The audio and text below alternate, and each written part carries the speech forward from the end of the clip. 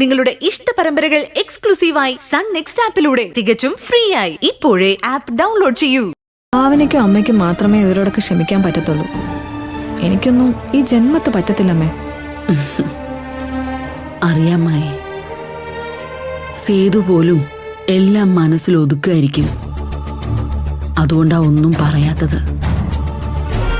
അവനും കുറെയൊക്കെ നേരിട്ട് അനുഭവിച്ചല്ലേ.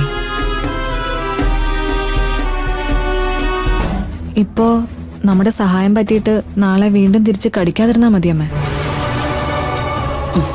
അങ്ങനെയൊന്നും സംഭവിക്കത്തില്ല മായേ.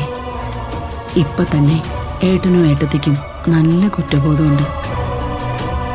നമ്മളെ ഇത്രയെല്ലാം ഉപദ്രവിച്ചിട്ടും നമ്മൾ അതിനൊന്നും മറുപടി പറയാത്തതിനും മനസ്സിൽ വെച്ച് പെരുമാറാത്തതിനും. ഇപ്പൊ മാമനും മാമിയും കാണിക്കുന്നത് അഭിനയം ആവാതിരുന്നാ മതിയായിരുന്നു. അങ്ങനെ കാണിച്ചാലും നമുക്കൊന്നുമില്ല മായേ. നമ്മൾ ആർക്കെങ്കിലും ഒരു തുള്ളി വെള്ളം കൊടുത്താലും അത് ദൈവത്തെ നിലനിർത്തി നല്ല മനസ്സോടെയേ കൊടുത്തിട്ടുള്ളൂ. സ്വന്തം മക്കൾ പോലും തിരിഞ്ഞു നോക്കുന്നില്ല എന്നറിഞ്ഞപ്പോ സത്യം എനിക്ക് പോലും വിശ്വസിക്കാൻ പറ്റിയില്ല. പ്രതീഷിനും പല്ലവിക്കും നല്ലൊരു ഭാവി ഉണ്ടാക്കാൻ വേണ്ടിയേ ഏട്ടനും ഏട്ടത്തിയും ഇന്നേ വരെ ശ്രമിച്ചിട്ടുള്ളൂ. എന്നിട്ട് ഒടുവിൽ ആ മക്കള് കാണിച്ചതോ?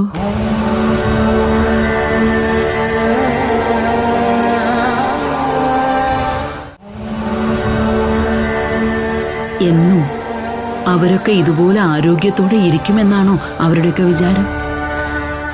അത് ശരിയമ്മേ. ഒരാവശ്യം വന്നപ്പോ അവസാന നിമിഷം ആ പ്രാർത്ഥനയല്ലേ ഉണ്ടായിരുന്നുള്ളൂ, കൂട്ടിരിക്കാനും ആഭരണങ്ങൾ കൊടുക്കാനും ഒക്കെ.